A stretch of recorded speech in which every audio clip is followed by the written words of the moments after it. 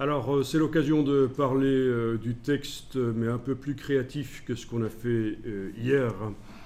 Donc, vous allez prendre l'outil texte et vous allez cliquer sans bouger la souris. Vous cliquez sur le galet.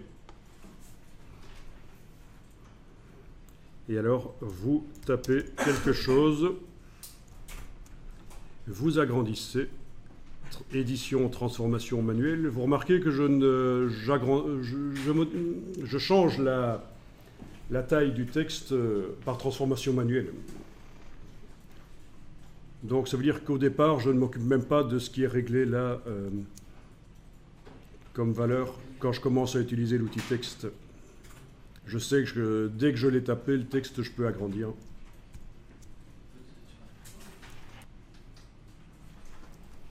C'est bon, vous avez votre calque de texte.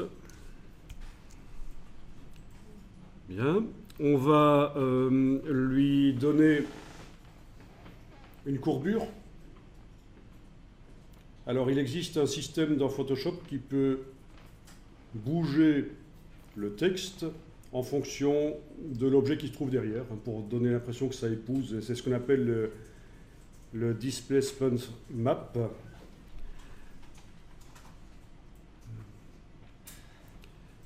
Je pense qu'on le verra parce que c'est quand même assez intéressant pour faire des effets.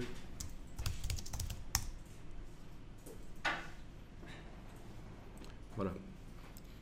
Le displacement mapping, c'est modifier la géométrie d'un objet en fonction de ce qui se trouve en dessous.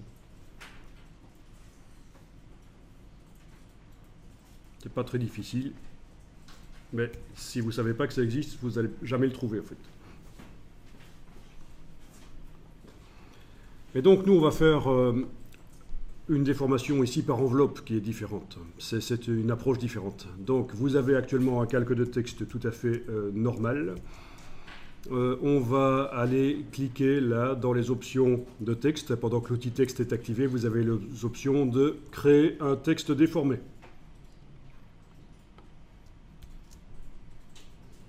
Au passage, vous avez vu qu'on peut aussi faire le texte en 3D, et ça peut donner très bien de faire du texte en 3D et de donner l'impression qu'il est posé dans un environnement, sur le sol. Ça peut aussi être, pour des interfaces un peu délirantes, avec de la profondeur, ça peut être intéressant. Mais nous, c'est pas 3D qu'on prend, c'est le texte déformé ici, voilà. Donc on choisit l'enveloppe de déformation. Bon, je vais choisir arc par exemple, ça paraît logique. Et je vais donc modifier les réglages.